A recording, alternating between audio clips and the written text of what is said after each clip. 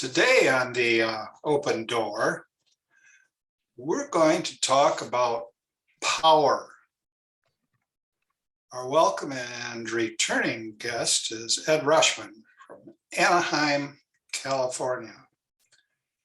Ed directs the enterprise IT efforts of leading companies and has recently been helping them defend themselves against ransomware attacks. He's a longtime religious educator, and he prepares young people for the Sacrament of Confirmation. Confirmation is the sacrament of courage. So it's no surprise that Ed is also an indefatigable and independent and, yes, irrepressible political reformer. He's running for Congress. Let's begin, as we always do, in prayer. Come, O Holy Spirit, fill the hearts of your faithful and enkindle in them the fire of your love. Send forth your Spirit, and they shall be created, and you shall renew the face of the earth. O God, who has taught the hearts of the faithful by the light of the Holy Spirit, grant that by the gift of the same Spirit, we may be always truly wise and ever rejoice in his consolation. Through Christ our Lord. Amen. Well, to get us started, there are powers and principalities and earthly powers, and there are lots of different kinds of earthly powers. Ed, gosh golly, he's identified a whole slew of them. Coercion, the power of coercion, power of reward, authority, knowledge, experience, respect, and association. And that's why he's hanging with us, the gang that can't shoot straight. So, Ed, could you help us sort out the various sorts of power? And maybe we'll have some examples. Christopher,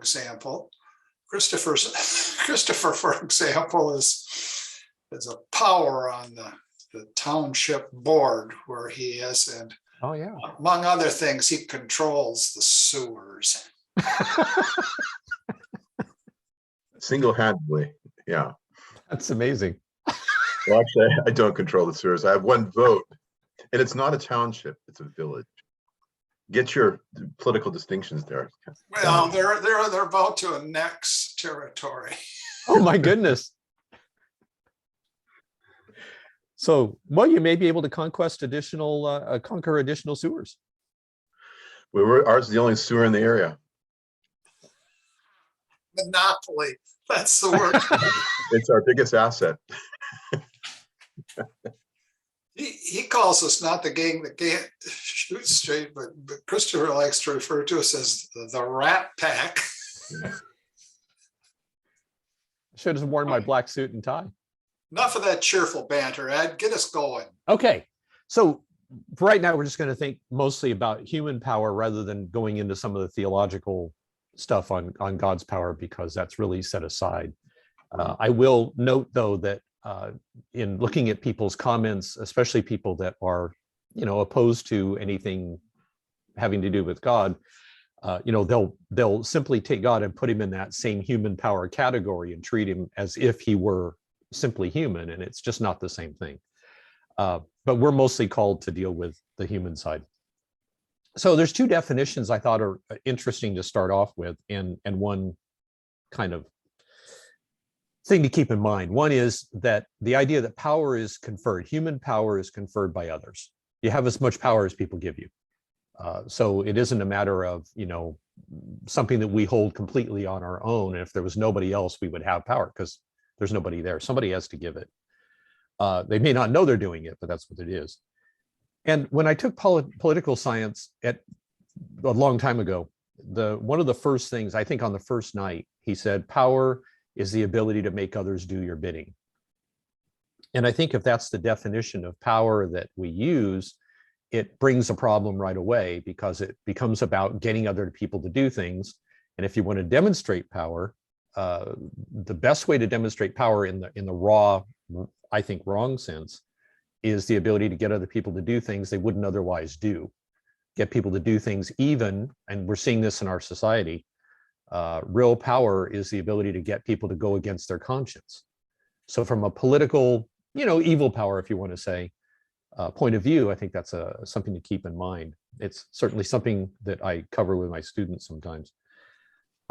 In physics, though, power is force times velocity. It's the rate of transfer of energy over time. It's the rate at which work gets done. And if you look at it that way, the physics definition lends itself to power in the sense of service more than in the sense of ego. And I kind of like the physics one better in some ways. I think it puts us on a better footing. But combined, how fast power is how fast we can affect change through others, how fast we can enlist others to work for change. Or if you want to look at it from another service point of view, how quickly can we deliver grace to others? There's people that if they walk in the room, they're high wattage. There are people that if I hang out with them, I just feel energized afterward. They have personal power. They have, you can call it charisma, but they are giving energy. They're giving strength, could be courage, like you were saying, to me, just by being around them. That's a kind of power. And that's in those types of power that you outlined briefly there. So anyway, let's go forward from there. But I'd like to always keep in mind power in the context of service rather than in the context of conquest, because I think that's where a lot of folks get it wrong. So pretty much all of us know about coercive power. That's one of the ones. It's just the ability to punish. I don't think it's terribly interesting. We've all seen it. It's all over through history. It's through, and one of the things we talk about in the classes with my students sometimes is the way that, there'll be somebody that's 16, 17 years old, they get a job in fast food, and for whatever reason, they get made a lead. And the next thing you know, they're like Stalin or something. And really it goes to their head.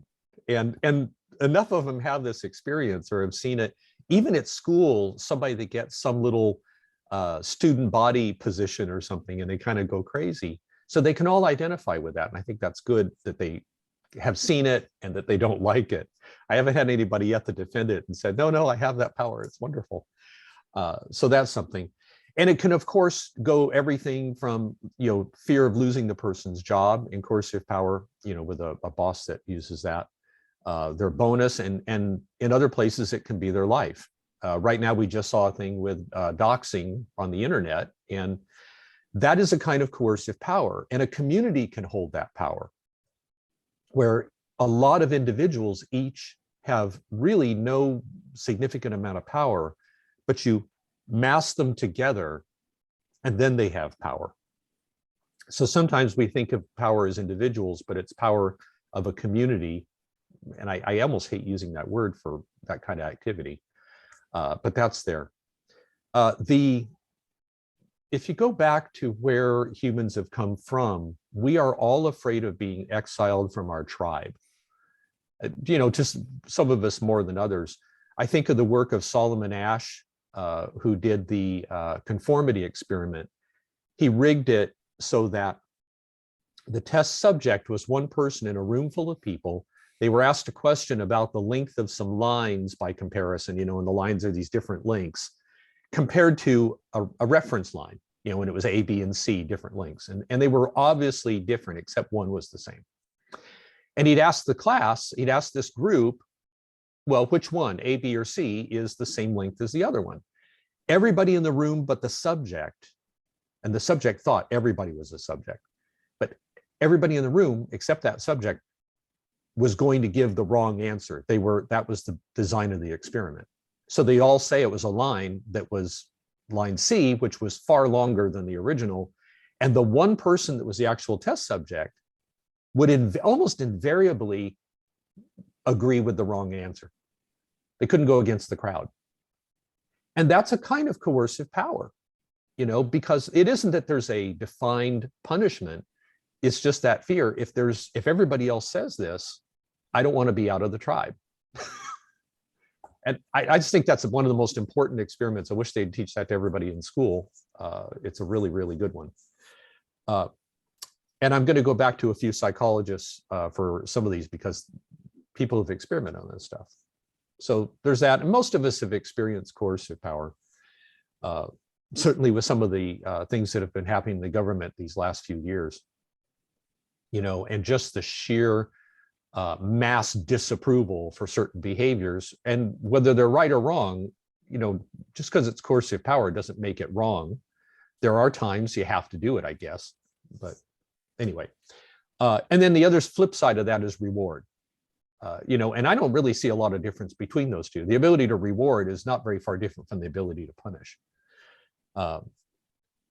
And of course, you can't help but think of Skinner and behavioral modification. The idea that you can, if you're a really strict behaviorist, then you think, well, everything is about giving the right rewards and punishments, and then we can shape society into whatever we want. So that's interesting. The authoritative power, I've seen it called a legitimate title power, formal power. It's just that somebody has been elected or appointed or in some way put in a position of responsibility. And at some point here, we'll probably think about some things with church. You have a pope, you have bishops, there's always structure in human society.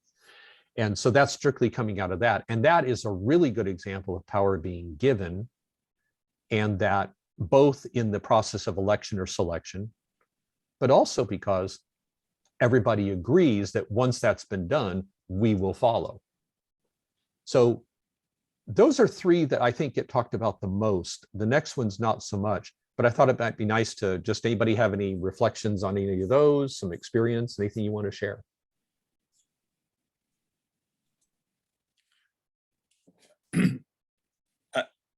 May I interject something?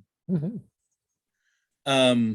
I have been listening to you carefully, but to be honest, I don't know which one is the point. What do you want to talk about power? To whom? Why? If I'm listening to you, if any of my students say, hey, what is the point?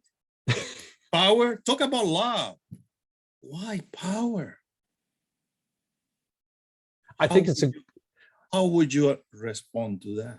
Yes. So the thing is that power is a reality, and every reality of life, I think, is worth examining.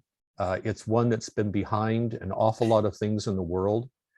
And there's a quote that I don't have coming to mind right now, but essentially it's that if you won't think about power, if you won't address power, then power will simply take over.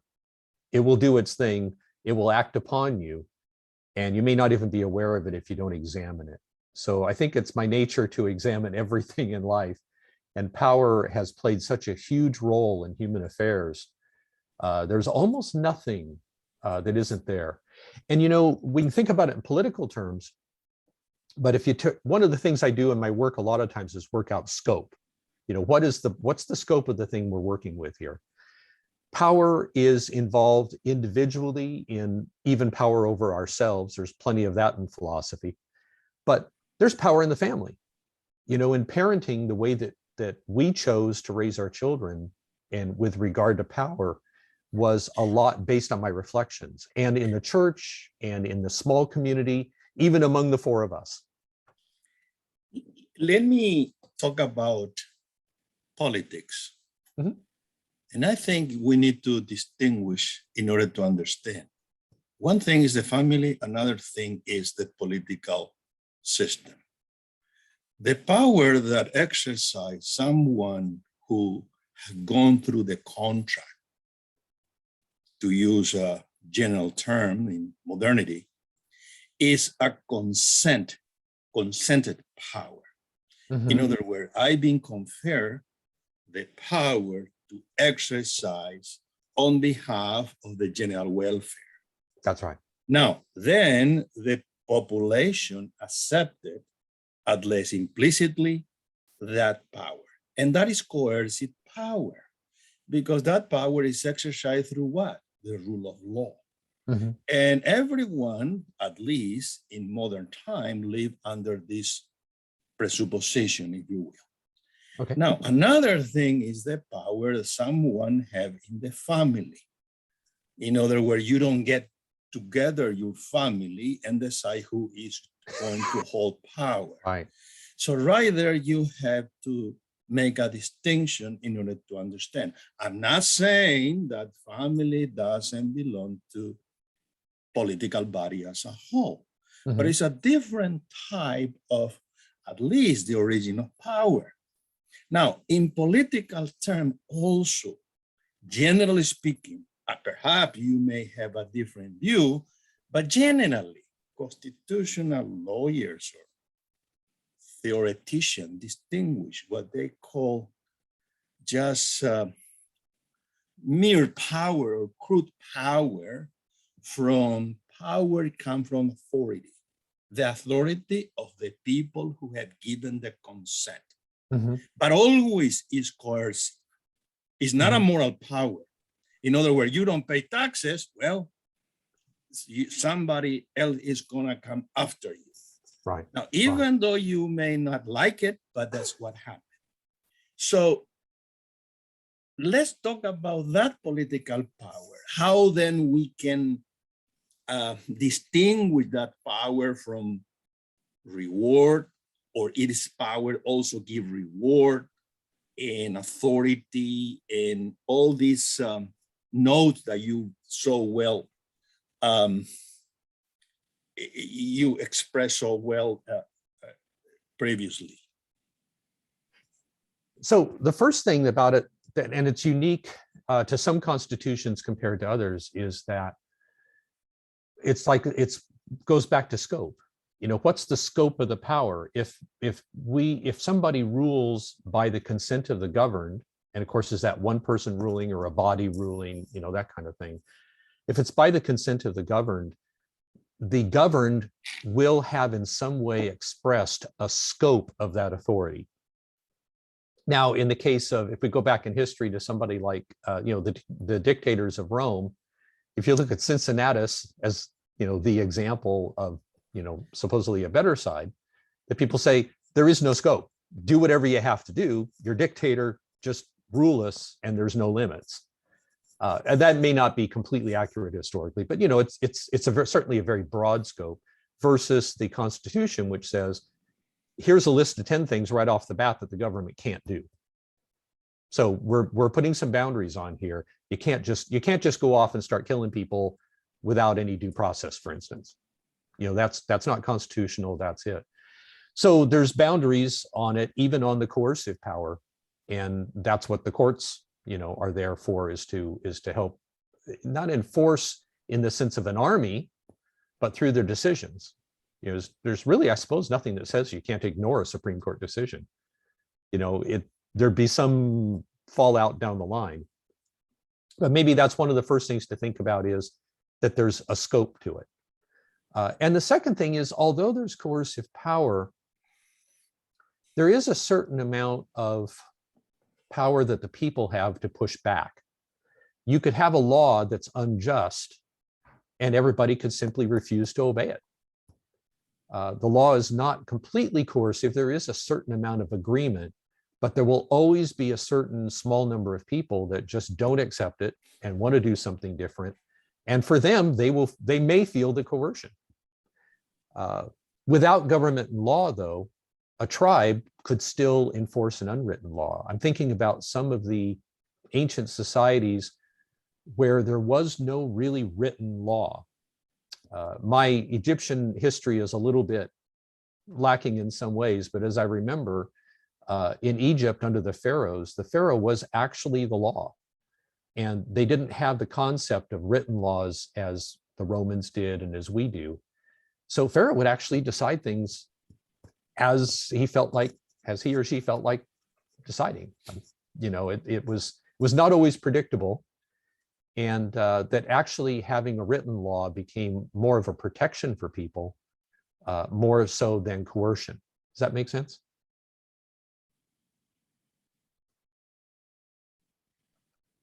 Uh, it's a long issue. Perhaps we need to make a distinction when this limited to power began. And the limited to power began in 1789. Yes. In other words, before that, yes, there may have been some constitution, but the constitution never limited power. In other words, that we owe to modernity. In Yes. other words, the limitation by a rule of law, which can balance the power, different, what we call branches, began That's right. in the late 1800s. So that's key. Now, doesn't mean that the people in ancient Rome or in Greece, you can read Aristotle, they have a constitution. Many of them have a constitution, a very well-refined constitution. But what lacked those constitutions was what we call balance of power. That's right. And so that is when you read what we may call the environment of historical ages, you can see how people get more conscious of how some exercise power over others. So there's a long history. So my only point was that if we talk about power today in a political setting, there is no other way of talking about that other than coercive power in political sense. Now, there also are moral power, persuasive way of argumentation, all that, but in political term is precisely that. You can read any handbook in constitutional law. The distinction is very clear between authority and power. Mm-hmm. And of course, the other thing is that even in those protections, like the amendments, right. The problem is that through interpretation in the courts, they can be turned around, and what was a protection from the government actually can become a source of abuse. But yet still, even if this is decision made by the Supreme Court is abusive, has authority. Yes. The authority is there given by the Constitution. Now, the means that these people use in order to exercise that authority may be debatable or controversial. But I think that's key. Unless we find another system better than this one. And I don't think there is a better one. Yeah, what did somebody say? I may be wrong, and so. Well, somebody said, what, this is a terrible system, but it's the best one out there. You know, I think that when we try, maybe it goes a little bit to utopia, that, you know, people are trying to find some perfect system and they're willing to do an awful lot of awful things sometimes to put it in place, the one that they think is good. But in the end, it's human beings, and there's almost 8 billion people with free will running around in the world. And I just don't see I don't see any system that's ever going to prevent abuse in a lasting way. But this is the system that we have, and I agree with you. I think this is really the best that we have, at least the best we've come up with so far. Given the realities of what humans are, at least in my view, we have to work with this one. But I think, again, it's important to recognize the advantages and the flaws, and never come to think that something is the end, that this is the perfect thing for running society. We've now found something that will bring complete world peace and everything will be lovely. Yes. I think it was probably, I should probably credit it to Sefrelli, that said that, quote in Jesus of Nazareth, that people must change before nations do. And as long as the human heart is what it is, this is what we've got. I'm looking, Mario and Ed, I'm looking at Christopher Zander, and yes, he looks like he's got some ideas he wants to share with us. I don't know if I have many ideas to share. I do have a question as to when you're talking about power, I guess you could write, what you've written is what we call de potestate, concerning power. power is the word power. I mean, it seems like an analogical category. What I mean by that is that it doesn't have the same meaning. Exactly, they're related meanings, but not the same meaning. We can speak of, when you look at the Latin word potestas, which is rooted in the word potest, possum potest, to be, he is able, right? Yes. It's an ability. We can speak of the powers of the intellect. We can speak of the powers of the soul, the powers of the body. How do you see the relation? What is the relationship you see between that use of power and the kind of, seems like what you're talking about is power, interrelational power, power between individuals, between groups and the like. How do you see, how do these two categories fit together? Well, the power that we have over ourselves, to the degree we have power over ourselves, because some people just, obviously self-control is not a strong point. That's the balance, as I see it in society, is that if each individual is concerned about power over their own passions, power over themselves, self-control, and essentially our power over ourselves is the best protection for others. So maybe that's, like I said, people must change before nations do. It's the individual has to have power over themselves. There's things that I will, I was thinking about the other day was that, think about the last time that you thought, that's not fair. Just that phrase, if it just ran through your head, that's not fair. Were you looking at somebody else's behavior or your own behavior? Because power over yourself is when you can say, that's not fair, over your own behavior, over your own thoughts, over what's the word, von Hildebrand, sanction, the power of sanction, can I look at my own thoughts that I'm thinking about something? I'm thinking about Jim and I'm thinking, oh, Jim, why aren't you doing this? And then do I say to myself, well, that's not fair.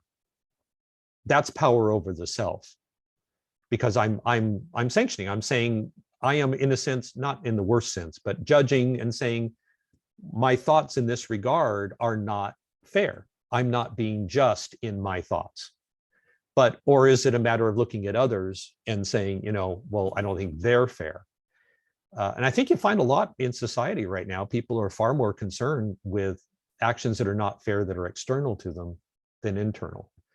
I'm probably coming at that a little bit sideways, but if you're looking at to me, when you're looking at power over the self-control and everything, that's the way that you protect society from yourself.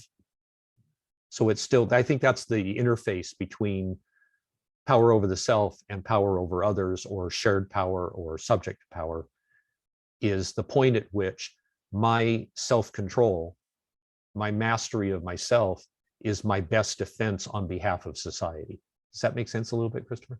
Yeah, I guess I was just, I don't know if it's actually apropos to what we're discussing, but I'm thinking not simply power over oneself, but the power I have in myself. Yes. What I mean, the potentiality, you mean? Yeah, well, not necessarily potentiality. Like, if I know geometry, the active knowledge of geometry is a power that I have. My intellect is a power. First of all, my intellect is a power that I possess, and then I also possess. When I develop the intellect in a certain fashion, such as the geometrical knowledge, I have a developed power, and so. And in other words, I can say I am able to do geometry. And so the whole being able seems to be at the essence, right? Yes. Right. Okay, and that goes back to the idea that I'd mentioned earlier, that it's that classic thing. Are we inward focused or are we outward focused? If you have the potentiality, if you have the power of sounds like I'd like to see a superhero like this. The power of geometry. Oh, actually, that was done. That was in the second Jumanji movie. If you haven't seen it, one of the characters has the power of geometry. So there you go. You should see Jumanji too. Okay. So the point is, and actually, I'm going to use that further. So in that movie, there are a group of people that are trying to get out of a bad situation, and they have different powers, and one of them has the power of geometry. And they come up to a challenge, and the only way for the group to survive is for that character to use his power of geometry. They're actually crossing a series of moving bridges and stuff, and there's a lot of triangles and stuff like that involved, and angles, and he has to figure all this stuff out. Because he has the power of geometry, he can do this. He can lead them. So he takes over leadership of the whole group for a short time through his power of geometry. So it's, do we take the power that we have and put it at the service of everyone, at the service of others, or do we simply revel in it and use it for our own enjoyment or for our own gain or whatever? So it's all about that classic thing of, am I focused inward and just thinking about myself, or am I putting my powers at the disposal of the community? Is that a little bit more what you were thinking, Christopher? Well, not so much. I mean, I guess I was just trying to get a sense of what we mean by power. And then there's so many meanings. Yeah, But I mean, and that's a whole nother dimension. Yeah, I mean, when we're talking about the powers, or like the power to walk, I have a relative who was born with spinal bifida and can't walk. Right, he doesn't have the power to do that. Mm-hmm. And I can possess the power to do geometry, but I possess it. I'm not simply for others. I possess it actually primarily and first for myself, because it's a perfection of self, right? And then it can be put in the service of others. So I can, if I could contemplate geometry, and it's good simply to do so. But it seems that, I guess the essence is, if we're trying to look at what power is, it's an ability. It's that by which we can say I'm able. Different from potency, right? I might have the potency to be a geometer, but I never study geometry, so that never comes to be. I have a human capacity. And I might have the potency. I might be a geometer. I'm not thinking about geometry. I'm thinking about power, for instance. And so I have the potency there to do geometry, and then I have the power.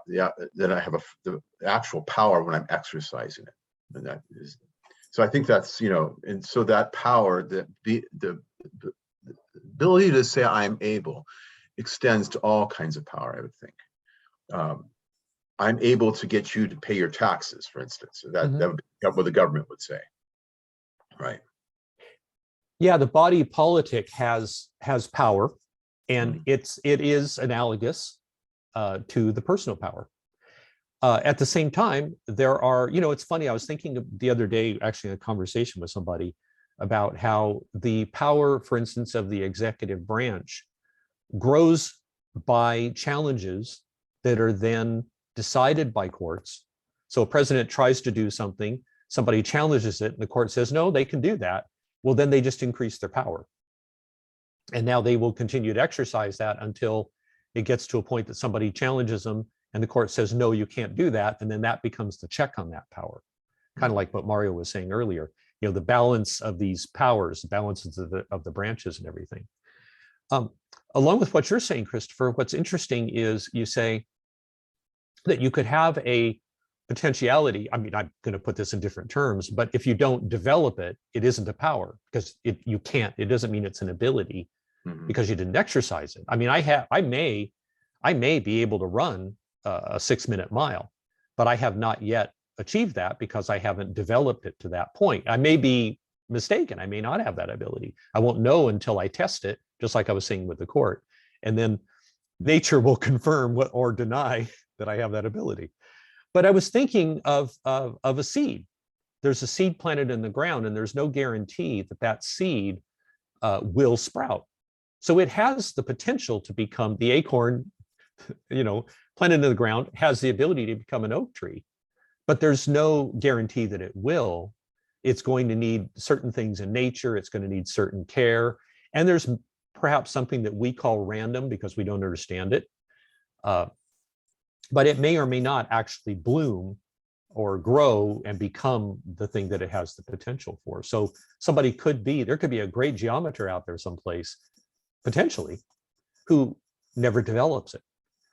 That's one of the reasons why with our children, I expose them to a lot of different things. And in case you didn't remember, we have 6, 3 girls, 3 boys.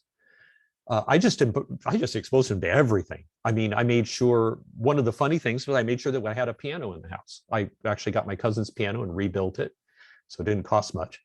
And just kept it in the house and taught him how to do scales and all the different keys and a few other things. And then that's about all I really taught them. And some of them became musicians and some didn't, because they chose. Lloyd Alexander in his Prydain Chronicles, there's, the typical thing that you put three things before the child, the book, the sword, and I forgot what the third one is, and see which one the infant reaches out for. One of my granddaughters is not even a year old. They actually did this accidentally. She had things on the table and picked up the one thing, and I forgot what it was now. And they were like, oh, it's just like that. So often the parenting side, I always think of, giving them the opportunity to choose, the opportunity to develop. But in other areas, you're right, it may never get developed. But then once we have that power, and as you said, it's first, it has to be within ourselves.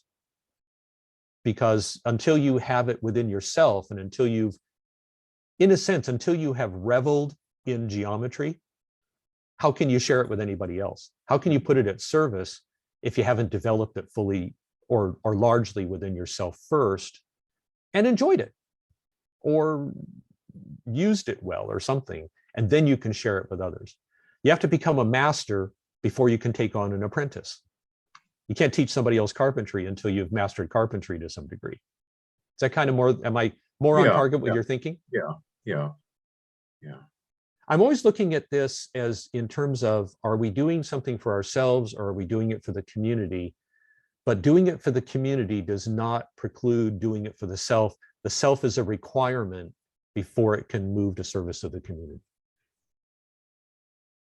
Where would you place the power of custom?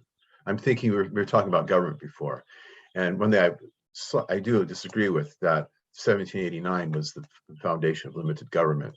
I think limited government existed prior, not in a written constitution, but in terms of custom. Yes. In the Middle Ages, you had customary law, which actually was fairly, even lords would not transgress customary law too often. The rights of serfs, they could appeal to their lord, I believe. And I think there were cases in Europe in the Middle Ages where serfs actually successfully petitioned against their lord. Right. Yeah. Custom, and that's one of the reasons why lords towards the 16th century wanted to get rid of customary law. They wanted written law. Written law is much easier to manipulate. Yeah. And two, I would think, this is just a side note on the customary thing. It seems to me that all law ultimately becomes customary. We have a written constitution in the United States, but the custom of interpreting it has changed over the past 250 years. Even something like judicial review, that's not found in the Constitution. Right. But it became the custom of how to interpret it. So where would you stick custom in your categories? I don't know, custom almost feels like it's a natural function of society. As soon as you get a few people together, you're going to fall into certain patterns that are beneficial. Maybe if I think of it from an evolutionary, not in only the Darwinian sense, but in a more general term, it's pretty natural that custom will, in a sense, evolve out of a group of people. You find what works, what doesn't work, what's painful, what's pleasurable. And it seems as natural as, in a way, societies are societies are the individual writ large. It's the sum, it's the network effect, if you will, of the group of people. So custom is really what works. And the fact is that we have custom just for ourselves. There are certain things I do a certain way. I remember when I was young and first started working and living on my own and everything, this is going to sound funny, but my custom was that anything related to cars went in my right pocket and keys for houses and work and went in my left pocket. I had them on two separate key rings. I suspect that's not normal, but that became my custom. And if I had been in a position to continue doing that and I got married, it's possible that my wife would have picked that up. I mean, she didn't, but and if I had children, they might all end up doing that. And then somebody else could look at it and say, you know what, that kind of makes sense to me. And then it becomes custom at a social level. But going back to the thing with geometry, it has to start with me first. So maybe in a society, custom begins with an individual that gets an idea and doesn't necessarily talk about it always, but may simply practice it. It's a custom that we don't talk about much anymore, but my daughters and I were just talking about this, is hospitality. That's a custom that most societies have. I think we're losing it in modern times. But we just had we had major water damage in our house and had to get some repair work done. Every worker that comes into the house is going to be offered food and drink. And I tell them, they're working on the one back area where there's a little kitchenette thing. And I said, there's some juice back there and some cups, feel free. If you want something to drink, enjoy.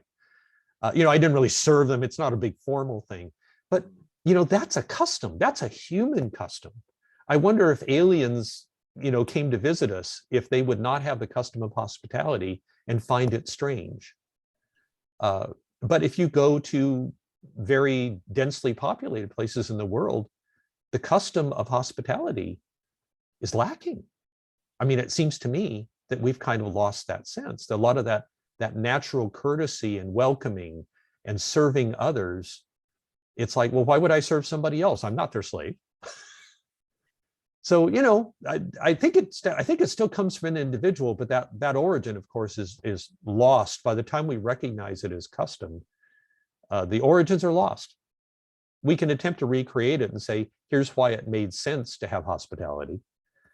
But really, we're recreating because we don't know. No one's observed the birth. I don't think. Has anybody ever observed the birth of a custom? I haven't personally. But I mean, even in recorded, there's a lot of a phenomenal amount of brain power and I experience guess here. like standing up for the Hallelujah chorus in Handel's Messiah. I mean, that started with a king of England. Really? Yeah, and I mean, so yeah, I think great men sometimes, or the custom of not wearing hats. Right? We used to wear hats all the time. And well, that dates back to John F. Kennedy, I understand. So. So we began to lose the custom of wearing hats because a president didn't wear hats in public. Oh, that's funny you'd say that, because I remember there was something about men wearing undershirts, and Clark Gable supposedly killed that because he didn't wear one in a movie and the sales dropped through the floor. Can you look that one up? I remember that. So yeah, I guess you do witness them sometimes. Oh, that's interesting. But not like something like a handshake. I mean, the handshake is time immemorial. Yeah. That's fascinating. When you say handshake, of course, it made me think of hakas. I can do it with the Maori. Mm-hmm. And I had the opportunity to see one performed. And it was an interesting thing because for me, the custom has great significance and depth. And in a sense, it's a little bit terrifying. Not because the faces only, but the whole situation, the tension in not just a one-sided one, but the proper thing with the thing in the middle and the whole bit. But what was interesting was the number of people that were there a lot of them were tourists. And when it was being performed, they laughed. And I was horrified. I thought, how can you laugh at this? I mean, I understand, it just they don't know the depth of it. But it's a custom that has, phenomenally old roots. And I wonder who started that. Who came up with the idea, and how many times did it just go wrong? Well, folks, I know that Sebastian Mahfoud started this here open door custom that we have, and looking out at you, I can tell that you have a secret desire to talk about love, truth, metaphysics, and Wittgenstein. However, that desire is in the hands of, at least insofar as I can contribute to realizing that desire, It's in the hands of 8 not so tiny reindeers on my roof. You will hear sounds that come from the roofers, but if I might, Mario got us started by talking about love, and why not talk about love rather than power? And Mario perhaps can expand on the notion that love has the power to make the world go round. Love has the power to make the world go round. And that brings us to truth. We have Gandhi, and we talk about Gandhi in non-violence, but Gandhi himself always wanted to speak in terms of positive terms. And the term that he oftentimes used was satyagraha, the power of truth, satyagraha, love, truth, metaphysics. Well, we've been talking about, and Ed, you've been talking about potential. Well, at a fundamental level of metaphysics, anything that has potential, anything that is in potency, has to have that potency activated by something outside of itself, or at least by something within itself that's quite distinct from that particular potency. So when we talk about the activization of potency, we're talking about the bringing to bear on that potency of some sort of power. So there's that. And that's metaphysics. And now comes Wittgenstein. Has anybody seen a custom start? Well, I think somebody in the Wittgensteinian tradition would say, strictly speaking, no, and nobody has ever seen a language begin, because language isn't a private activity. Language isn't private. Oh, I'm going to start a language. There's no. Oh.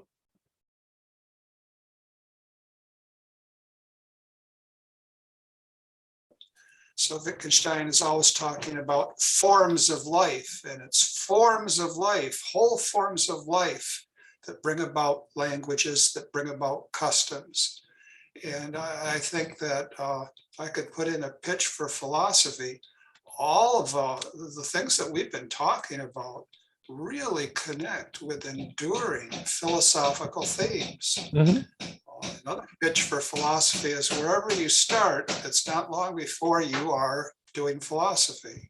Yep. And I would imitate Ed and say, does that make sense? But I'm afraid the answer will be no, it doesn't make sense. No, it makes perfect sense, because philosophy is looking at life.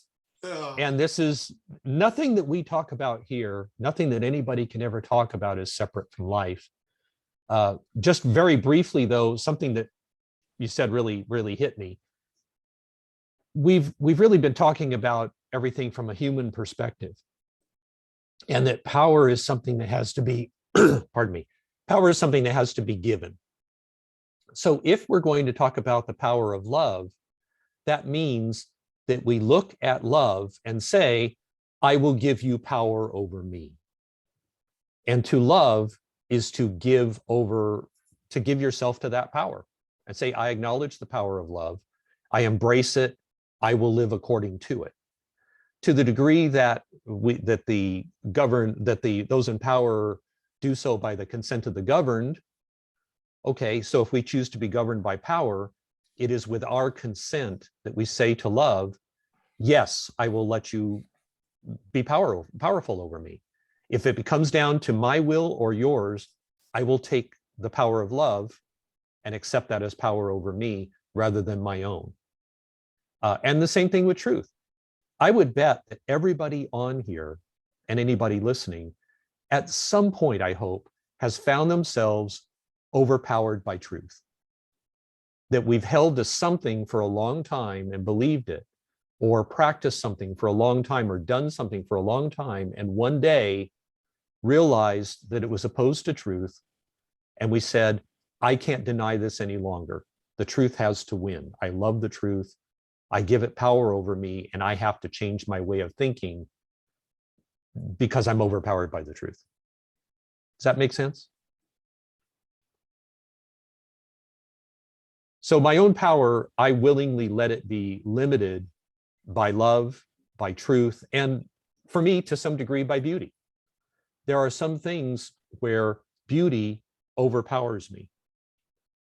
And I love to talk more than just about anybody. And there are times that something is so beautiful that it defies speech. And I just can't even talk about it. And I've tried, in classes and other places. It's like, sometimes you just have to see it. That's the reason why I use movie clips and quotes and things a lot in my classes. Because I say, I can't explain this. I can't give you my feeling. I can't connect you up to me and transfer from my heart to yours. So I'm just going to show you what I found beautiful and hope that it provokes the same response in you. Well, it's time for Mario to rejoin us. Good. What do you say, sir? I really don't know. There are too many things and all over the place.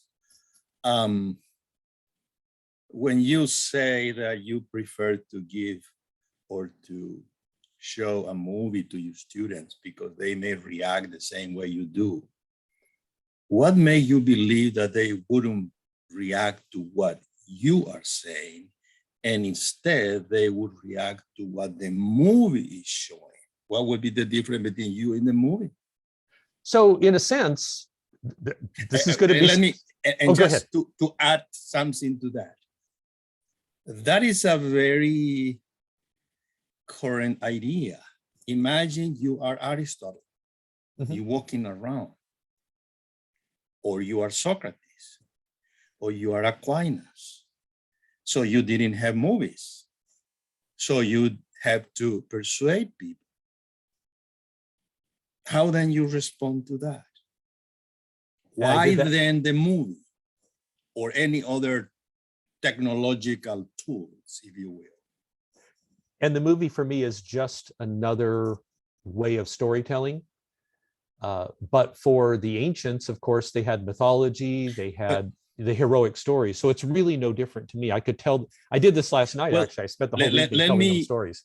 There is a difference because you said, I would show that so they react in the same way that I react to that movie. So it seems to me that you are implying that the attraction of the movie will be deeper than the way that you present the whatever issue is. And now you say, well, that is what is happening today.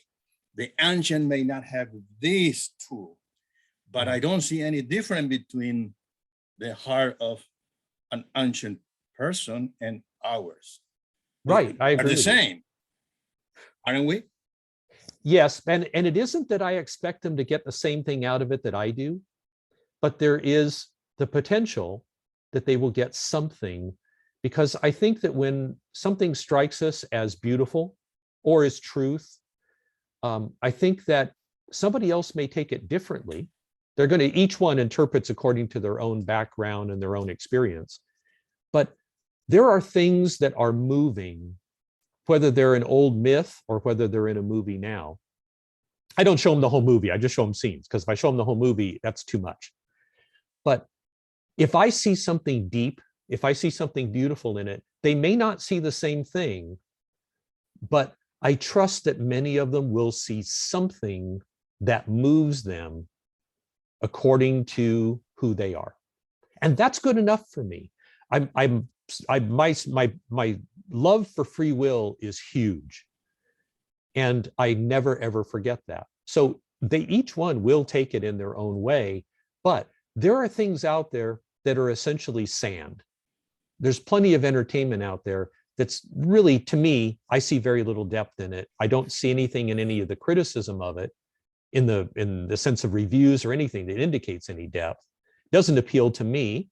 I'm not going to use those, because why would I? Now, somebody may find some depth and I'm blind to it. And that I accept that. That's part of that whole individuality. But if I find something that moves me deeply, it has a better chance of moving someone else. And it's between them and God how it moves them.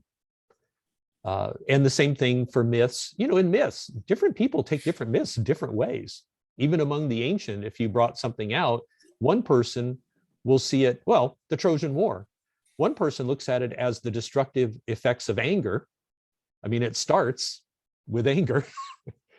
And somebody else will look at it as a matter of honor, and somebody else will look at it in some other way. You know, they'll all focus on different parts of a story according to who they are.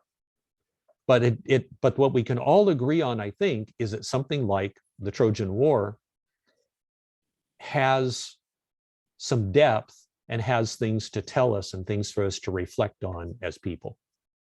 Does that make sense?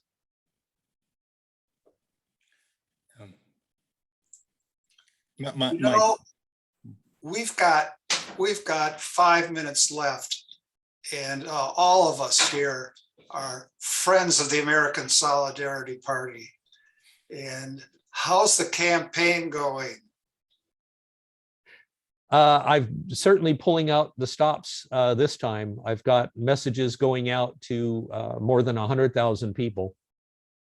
And the response rates have been interesting. This is a hard, abrupt turn here, Jim, but I will just let you know what I learned because I think it's fascinating. I found that the people most likely to open my mails and actually do something with them are libertarians. And not because I'm libertarian, because I'm not, you know. I don't agree with them on everything, but they seem to be the most open to actually researching candidates by a huge margin. 38% would actually open it up, pay attention and act and take action on it. Republicans were second at 17%. Independents were the most closed-minded of all, that less than 1% would actually research a candidate at all. Most of them, 99%, just ignore it and vote partisan. And they're reliably partisan. This is the irony of life. 2/3 of independents in our district will vote Democrat, 1/3 will vote Republican every single time. To what do you attribute that the people who are doing most research are libertarian? I'm not really sure, except maybe it's because they feel the most frustrated because they can't get anywhere. They're 1% in our district.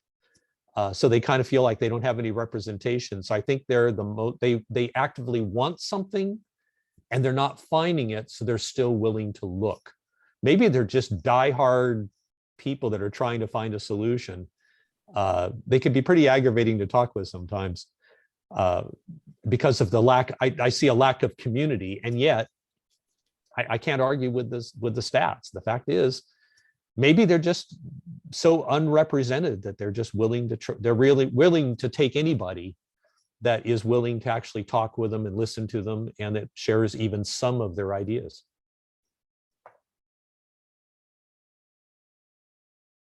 That really is a fascinating statistic. The party's last presidential candidate, Brian Carroll, when he ran for Congress, defeated the Libertarian in his congressional district. And that's fascinating too. There are all kinds of political puzzles, and political scientists claim to solve the puzzles, and fortunately they don't. Well, I think the ASP has the advantage, though, that it does have cross-party, cross-philosophy appeal. And I do too in this district. One of my current thing, which I'll do very quickly, my current thing is to get Republicans to stop voting Republican here, because they always lose 70 to 30%. Every single election since 1998, they cannot possibly win, and yet they persist in voting for Republican candidates. And so my pitch for Republicans has been, vote for me because your candidate can't win anyway. So vote for me, and at least you have some chance because I have cross philosophy appeal. You know, there are some Democrats that support me. What about age? I haven't found a good correlation on age at all.